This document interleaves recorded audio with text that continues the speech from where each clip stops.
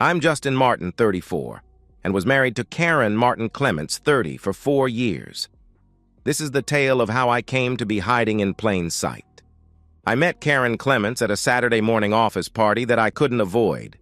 It was to introduce the new employees and to announce promotions. It was a celebration party. I was one of the people being given a promotion. My promotion was to a senior broker's chair at the brokerage firm where I work. My personal portfolio was ballooning, and I was well on the way to my first $1 million and a partnership at 27. My clients were doing very well also. Karen was on the arm of John Palmer, my chief competition for the next partnership. He was a major ass-kisser and very risk-averse, so while he seldom had big losses, his upside gains were only about 30% of what I did for my clients. As a consequence, my client list was growing and his was shrinking. He was and is an asshole that lets no slight to himself go unpunished. I disliked the jerk from the first day he joined the firm. His first statement after he was introduced for his promotion from associate to broker. "Good morning, people. I'm going to be the next partner within the next 2 years. I am also going to become the top producer here, so watch out." Well, that statement went over as if he had shit on the floor in front of the office door. One of the partners walked up to the podium and angrily grabbed his arm and took him into a cubicle to berate him in a private setting. He then raised his voice and everyone and their dates and spouses could hear. The first question was, "Do you want to be working here tomorrow?" before John could answer. If you do not go out there and offer a sincere apology to those people who have proven to be valuable employees, you will not be here tomorrow. You need to tone down your undeserved arrogance and start living up to the person you are in your own mind. You ain't there yet. He issued the apology and went back to the partner and whispered something to him. The partner nodded, and that was the last we saw of the asshole that day. He apparently went back to where he was living. He left Karen at the office. The rest of the promotions and awards were made, except for mine. My promotion was made last, and I was asked to say a few words. "Good morning. I know that you don't want a long-winded speech, but remember it is me speaking." That brought some chuckles. I need to thank our research people. They are the ones that helped me choose a strategy for each of my customers that I would not have received without their help. So, research, when the party is over, lunch is on me at O'Casey's. Then I walked back to join the party. Another of the partners came up to me and quietly told me that I would get my partnership when the next board meeting occurred. He also asked me to take the young lady that came with John to her home or wherever she needed to go. I went over to the young lady, who had not been introduced to the group, and introduced myself. After she introduced herself, I explained to her that I was assigned to take her to her home or wherever she needed to go. I also told her with a slightly amusing smile, "That is the most pleasant assignment that I have been given in ages." She giggled. "Maybe not. I could be the Wicked Witch of the East, and you just haven't seen that side of me." "I doubt that very much. A fairy princess or a genie, but not a witch." That got a full belly laugh. Then she explained that she was John's cousin by marriage, and she had been dating John. She added that his words and actions today meant that she would not be dating him again. I took her back to her apartment. When I dropped her off, I laughed and explained that the condo I was leasing was just outside of her complex's fencing. I pointed to the building. She asked me if we could meet away from the office sometime. I said that I would like that, and we exchanged phone numbers. I headed back to the office and worked. John came to work the next morning and took his place in his cubicle. My old cubicle was next to his. He looked into the cubicle, probably to insult me again. Something he did with great regularity. He discovered the cubicle empty, and thinking I had quit or been fired, he stood by with a whoop and a fist pump only to see the sign painter putting my name on my new office. John was silent for the rest of the day. For that matter, he never gave me another verbal insult. I called Karen, and we made a date for the following weekend. We had a great time, and more discussion of her cousin. She told me that John was extremely angry when he called to inquire about how she got home from the party. When she told him that she was done with him and that I had rescued her from being stranded at the party, he ended the call. She went on to say that she hadn't talked to him since that call. We dated for about 6 months, and Karen was offered a promotion that she had worked hard for, but would require her to move away from the city. We had a goodbye dinner and a wonderful night in her apartment. Breakfast was entertaining, and she dragged me back to her apartment for a goodbye session. 2 years later, she returned with another promotion. She called me as soon as she arrived in town. We got together to have coffee and catch up. I explained that while I dated several nice ladies, none of them were Karen, and I was not intimate with any of them. Karen said basically the same thing. I told her of my promotion to full partner and of John quitting when the partnership was announced. Karen laughed and said, "John is and always has been said a legend in his own mind." Then she added, "Watch your back, Justin. John is not one to take a lost prize to someone else without trying for revenge." We made arrangements for additional dates. We began a courtship dance that lasted 18 months. I asked her to marry me, and she agreed. We both decided that we needed to protect our assets, so we had a prenuptial agreement drawn up.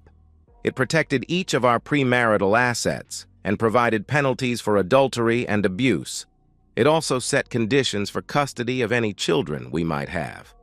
The wedding was great, and the reception was a fun and happy party. We honeymooned on a Caribbean cruise to the islands of Antigua, St. Kitts, and the U.S. Virgin Islands.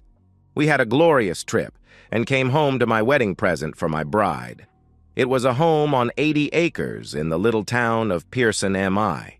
It was only about 25 minutes from my office in downtown GR, and only about 15 minutes from Karen's office in Cedar Springs. I did have the home in my name only, and the purchase date was several months before the wedding. I explained to Karen that the home was mine, and I had been setting it up for a family to live in as I expected to be a father when she was ready. She loved the place, especially when she saw the 6 horses that were in the corral. She chose a bay gelding as the horse she wanted. Maybe it would be more appropriate to say the bay chose her. He came right up to her when she went to lean on the top rail. I carried her over the threshold, and she took one look and started laughing.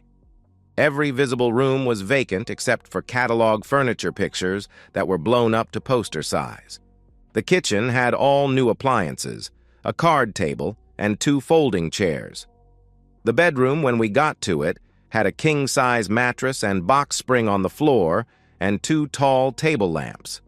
I told her to buy what she wanted to furnish the house. Karen turned to me with a big smile and said, "Nice to see a well-furnished home. You nailed it. This place has all the essentials. I think I can supply us with some luxuries like bedroom, living room, and kitchen furniture, maybe even enough for the extra bedrooms and an in-home office." Then she grabbed my hand and dragged me toward the bed. Clothes flew in all directions, and a wonderful fun time was had by all. We had all of the normal ups and downs, the arguments, and the make-up sex. Things were great until about 18 months after we married. She started to become distant and unloving. We had a very big argument about nothing. She froze me out in our marriage bed. Then Karen came home from a doctor's visit with a big smile on her face and a big bounce in her step. She proudly announced that we were going to be parents. I asked her how far along the doctor said she was. She said 6 or 8 weeks. I didn't at that time think something was amiss. Afterward, I had a moment of clarity. Later that night, I asked Karen again how far along she was supposed to be. She again said the doctor said 6 to 8 weeks. I got up and grabbed my clothes for the next day and went into the guest room. Karen obviously forgot the big argument that we had just over 3 months before. She had refused me sex for over 8 weeks.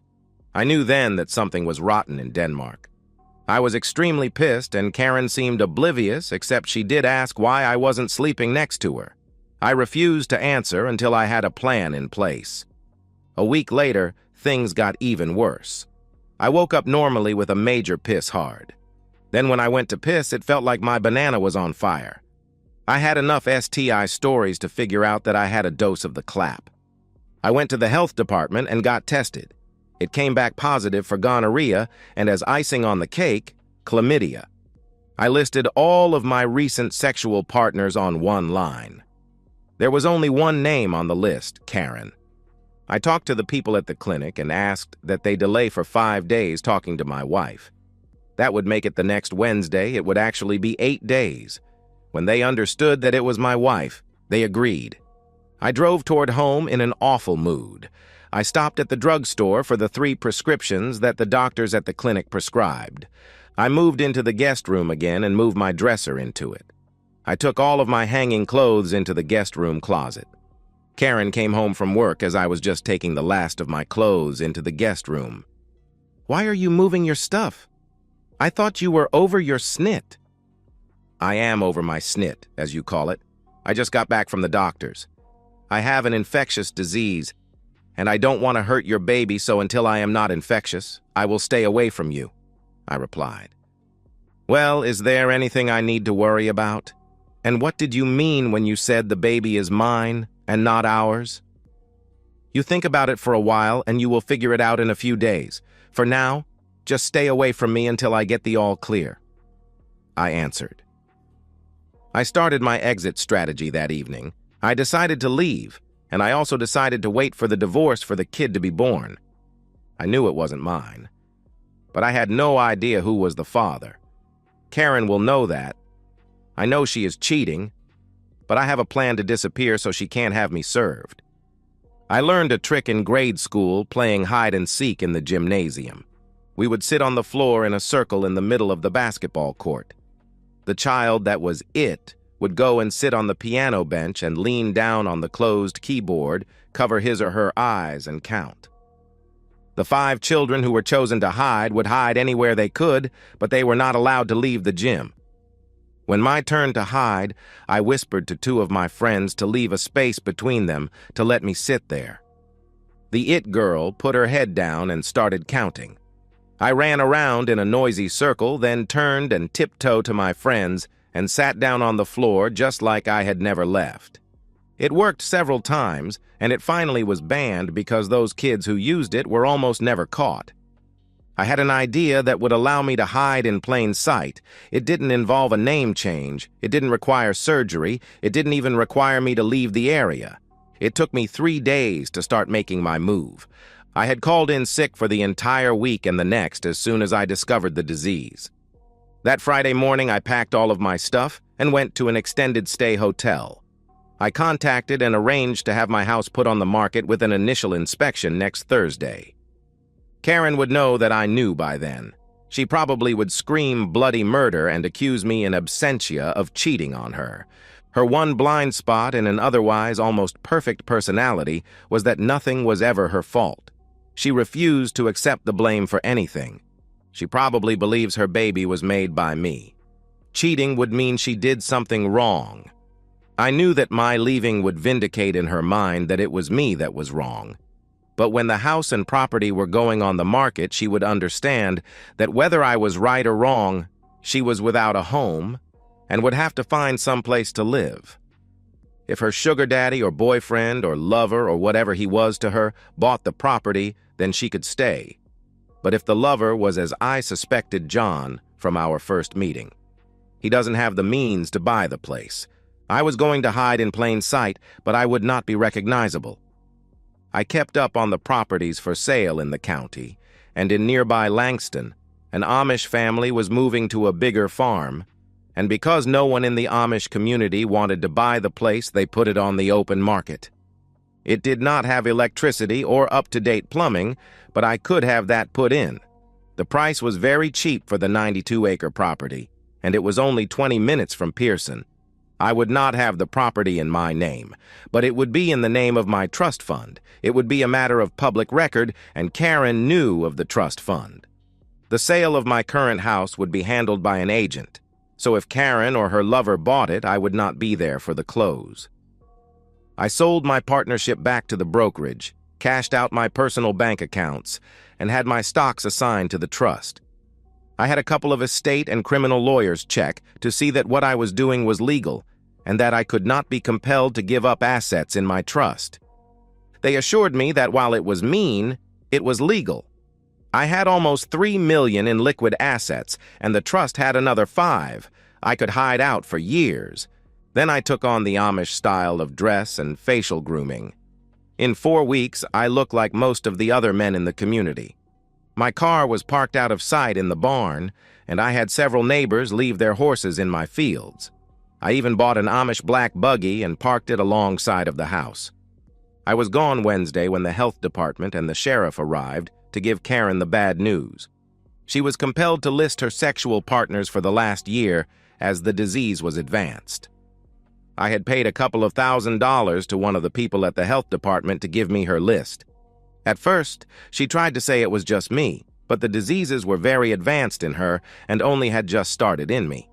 She ended up spending a weekend in jail before she gave up 4 names. John Palmer was one. I did not know the other 3. I decided to have them investigated, and it turns out the other 3 were working with Karen.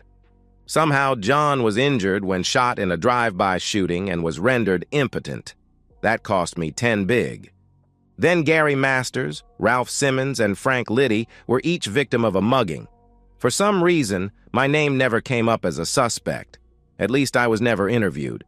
The house quickly sold. And surprise, my trust was the buyer. Karen had to leave as the new owners wanted immediate possession and paid her a small premium to buy the furniture that was in the house. She had enough to buy a house in the village or in Grand Rapids. I relished in the appearance of just another Amish farmer. I actually saw Karen drive past several times. I knew she was going to the prenatal clinic in Greenville. After the baby was born, I was going to contact my lawyer and have him serve Karen with divorce papers. After thinking it over, I went ahead and started the divorce. The house was rented to an adjunct professor at Ferris State College. He had a 2-year contract and didn't want to live near campus.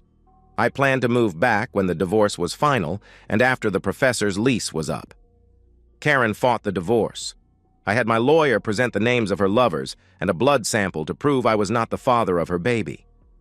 Karen fainted, and her lawyer dropped the objections to the divorce. The judge looked at the prenup and awarded Karen $1. The divorce was final about 6 months ago. Karen had a miscarriage and lost the baby. I decided I liked the simple life I was living in Langston. I took over an adjacent farm when it went up for sale and had a newlywed Amish couple move in to work the 2 properties. I sold the Pearson property at a hefty profit to a logging company run by a couple of my Amish neighbors. They logged it for all of the hardwoods and white pine, and then subdivided it and sold it off at a profit. I even worked as a general laborer for them occasionally.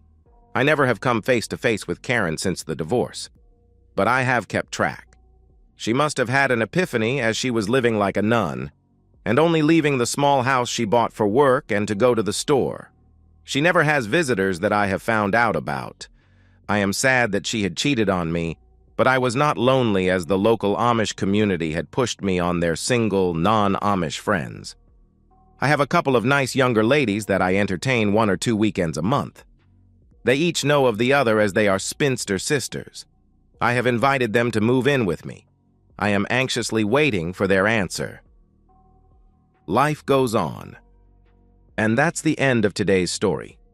If you enjoyed it, please give this video a thumbs up and drop a comment below. Your support helps the algorithm push my content further. If you're new to the channel, don't forget to hit that subscribe button. It really helps me keep creating more stories for you. Thanks for watching, and I'll see you in the next one.